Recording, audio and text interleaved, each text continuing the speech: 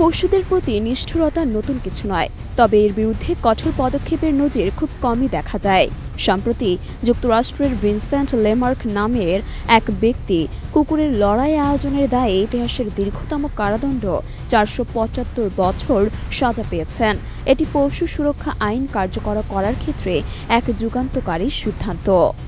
57 বছর বয়সী ভিনসেন্ট লেমার্ক 100টিরও বেশি কুকুরকে অবৈধ লড়াইয়ে ব্যবহার করতেন। 93টি গুরুতর অপরাধ এবং 10টি পশু নিষ্ঠুরতার অভিযোগে তাকে দোষী সাব্যস্ত করা হয়েছে।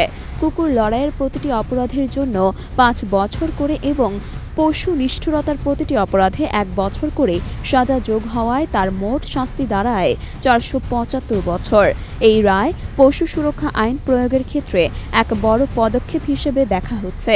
অবৈধ কুকুর লড়াই শুধু নিষ্ঠুরতাই নয়, বরং এটি অপরাধ চক্রের বড় একটি অংশ। অতীতে অনেকবার এমন লড়াই ধরা পড়লেও অপরাধীরা সহজেই পার পেয়ে গেছে। তবে লেমার্কের এই শাস্তি পশু অধিকার রক্ষায় এক দৃষ্টান্ত হয়ে থাকবে।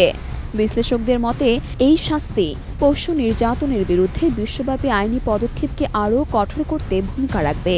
অনেক দেশে এখনও কুকুর লড়াই চালু আছে, যা এক ধরনের নৃশংস বিনোদন হিসেবে প্রচলিত।